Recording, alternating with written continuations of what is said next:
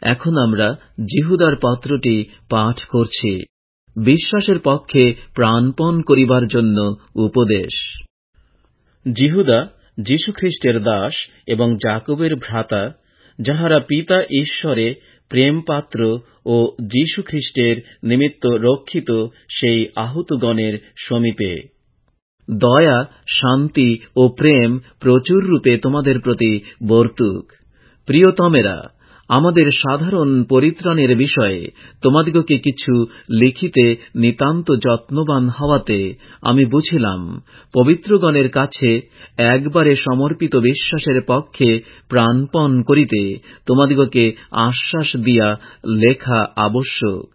যেহেতু এমন কয়েকজন গোপনে প্রবিষ্ট হইয়াছে, যাহারা এই দণ্ডাজ্ঞার পাত্ররূপে পূর্বে লিখিত হইয়াছিল, তাহারা ভক্তিহীন আমাদের ঈশ্বরের অনুগ্রহ লম্পটতায় পরিণত করে এবং আমাদের একমাত্র অধিপতি ও প্রভু যীশু খ্রিস্টকে অস্বীকার করে। ভ্রাত্য শিক্ষকদের হইতে সাবধান।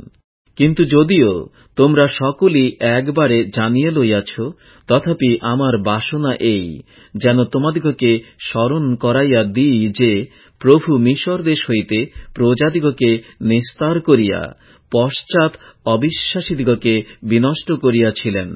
আর যে স্বর্গদূতেরা আপনাদের আধিপত্য লক্ষ্য না করিয়া নিজ বাসস্থান ত্যাগ করিয়াছিল, তাহাদিগকে তিনি মহাদিনের বিচারার্থে ঘোর অন্ধকারের অধীনে অনন্তকালীয় শৃঙ্খলে বদ্ধ রাখিয়াছেন। সেই প্রকার সদম ও গমোরা এবং তন্নিকটস্থ নগর সকল ইহাদের ন্যায় নিতান্ত বেশ্যাগামী এবং বিজাতীয় মাংসের চেষ্টায় বিপথগামী হইয়া অনন্ত অগ্নির দণ্ডভোগ করত দৃষ্টান্তরূপে প্রত্যক্ষ রহিয়াছে।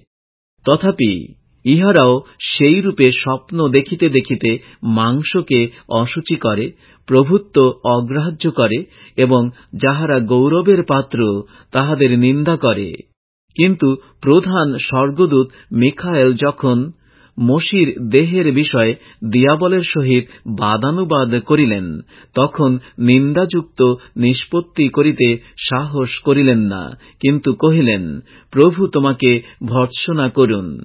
কিন্তু ইহারা যাহা যাহা না বুঝে তাহারই নিন্দা করে এবং বুদ্ধিবিহীন পশুদের ন্যায় যাহা যাহা স্বভাবত জ্ঞাত হয়, সেই সকলেতে নষ্ট হয়। ধিক তাহাদিগকে, কারণ তাহারা কৈনের পথে চলিয়া গিয়াছে এবং বেতনের লোভে বিলিয়মের ভ্রান্তি পথে গিয়া পড়িয়াছে এবং কোরহের প্রতিবাদে বিনষ্ট হইয়াছে। তাহারা তোমাদের সহিত ভোজন পান করিবার সময়ে তোমাদের প্রেম ভোজে ব্যাঘাতক। তাহারা এমন পালক যে নির্ভয়ে আপনাদিগকেই চড়ায়। তাহারা বায়ুচালিত নির্জল মেঘ, হেমন্তকালের ফলহীন, দুইবার মৃত ও উন্মূলিত বৃক্ষ, নিজ লজ্জারূপ ফেনা উৎক্ষেপকারী প্রচণ্ড সামুদ্রিক তরঙ্গ, ভ্রমণকারী তারা, যাহাদের নিমিত্ত অনন্তকালের জন্য ঘোরতর অন্ধকার সঞ্চিত রহিয়াছে। আর আদম অবধি সপ্তম পুরুষ যে হনক, তিনিও এই লোকদের উদ্দেশ্যে এই ভাববাণী বলিয়াছেন, দেখো, প্রভু আপন অযুত অযুত পবিত্র লোকের সহিত আসিলেন, যেন সকলের বিচার করেন। আর ভক্তিহীন সকলে আপনাদের যে সকল ভক্তিবিরুদ্ধ কার্য দ্বারা ভক্তিহীনতা দেখাইয়াছে এবং ভক্তিহীন পাপীগণ তাহার বিরুদ্ধে যে সকল কঠোর বাক্য কহিয়াছে, তৎপ্রযুক্ত তাহাদিগকে যেন ভর্ৎসনা করেন। ইহারা বচসাকারী, সৌভাগ্য নিন্দক, আপন আপন অভিলাষের অনুগামী। আর তাহাদের মুখ মহাগর্বের কথা বলে এবং তাহারা লাভার্থে মনুষ্যদের তোষামোদ করে। সম্পূর্ণ ও অনন্ত পরিত্রাণ যিশুতে প্রাপ্য। কিন্তু প্রিয়তমেরা, ইতিপূর্বে আমাদের প্রভু যীশু খ্রিস্টের প্রেরিতগণ যে সকল কথা বলিয়াছেন, তোমরা সে সকল স্মরণ করো।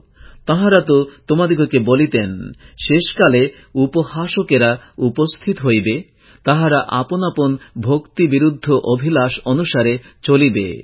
উহারা দলভেদকারী, প্রাণিক, আত্মাবিহীন।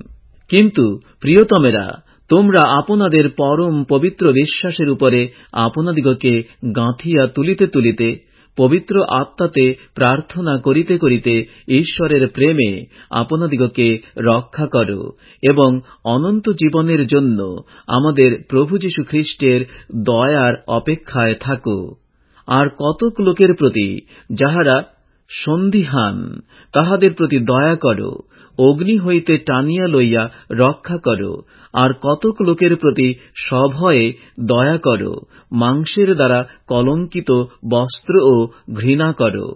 আর যিনি তোমাদিগকে উছট খাওয়া হইতে রক্ষা করিতে এবং আপন প্রতাপের সাক্ষাতে নির্দোষ অবস্থায় সানন্দে উপস্থিত করিতে পারেন, যিনি একমাত্র ঈশ্বর, আমাদের ত্রাণকর্তা, আমাদের প্রভু যীশু খ্রিস্ট দ্বারা তাঁহারই প্রতাপ, মহিমা, পরাক্রম ও কর্তৃত্ব হোক, সকল যুগের পূর্বাবধি আর এখন এবং সমস্ত যুগ পর্যায়ে হোক। আমেন।